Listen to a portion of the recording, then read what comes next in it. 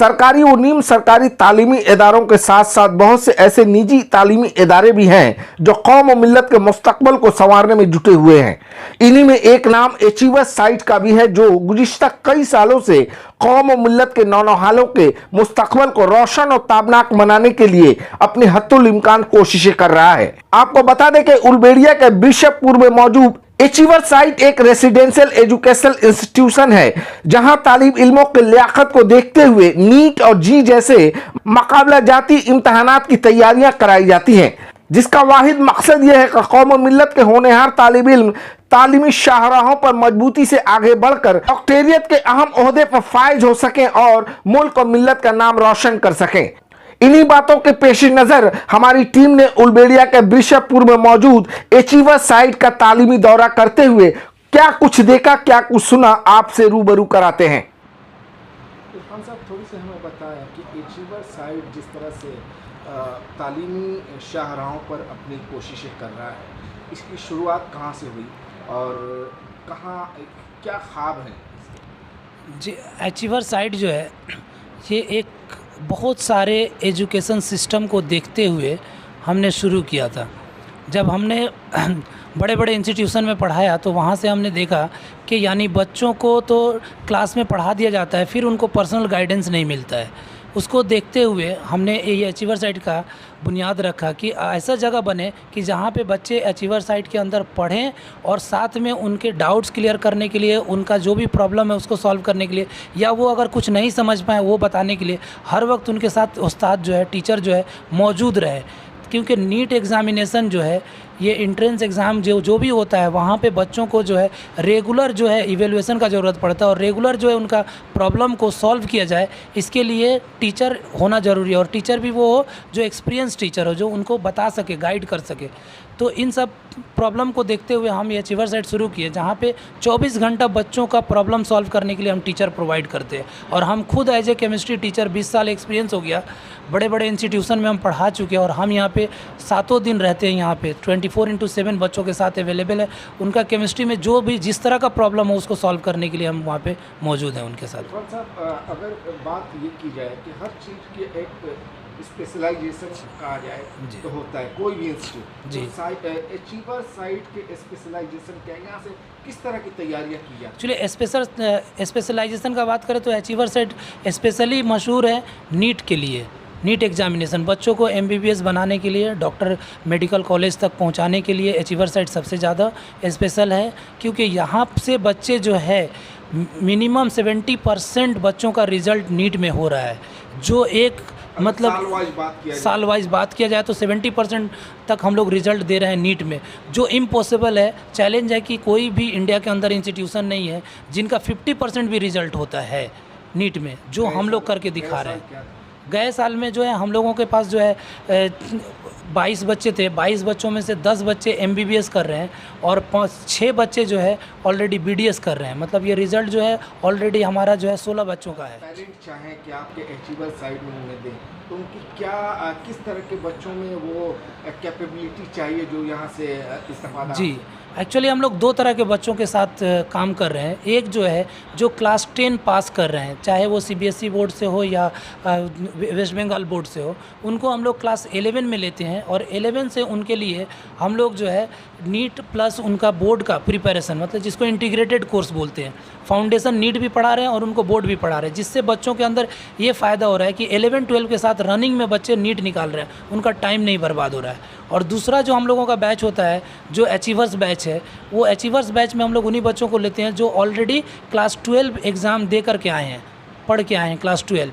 उनको हम लोग प्रिपेयर करते हैं 1 साल में प्रिपेयर करके उनको नीट एग्ज़ाम में हम लोग बैठाते हैं और वहाँ से हम लोग 60 से 70% रिज़ल्ट उन लोगों से लेते हैं जो नीट पास कर रहे हैं। इरफान साहब, चूँकि ये कैंपस यहाँ के जो बच्चे हैं वो यहाँ रहकर ही अपनी तालीम हासिल करेंगे, तो उनके लिए ड्यूरेशन ऑफ टाइम, माने पढ़ाई की वक्त क्या है और किस तरह से उन्हें आप गाइड कर रहे हैं? आज के टाइम पे सबसे बड़ा बच्चों के लिए दुश्मन है वो मोबाइल। जो घर पे बच्चे रहते हैं या किसी इंस्टीट्यूशन में पढ़ के जाते हैं, पढ़ के आके मेस में रहें या घर पे रहें, उनका बर्बादी जो है मोबाइल की वजह से हो रहा है। जो चीज़ हमारे यहाँ एकदम अलाउड नहीं है। हमारे यहाँ क्या है कि बच्चे जो है यहीं पे रहेंगे, सेम बिल्डिंग में टीचर है, सेम बिल्डिंग में क्लासरूम है और सेम बिल्डिंग में उनका डाउट्स क्लियर किया जाएगा। और यहाँ पे मोबाइल एकदम अलाउड नहीं है, किसी तरह का इलेक्ट्रॉनिक गैजेट लेके हम लोग घुसने नहीं देते हैं। और बच्चों का सुबह हम लोग जो है 7 बजे तक उठा देते हैं और उसके बाद से उनको नाश्ता खाना देते हैं और चाय और उनको सेल्फ स्टडी के लिए बैठा देते हैं।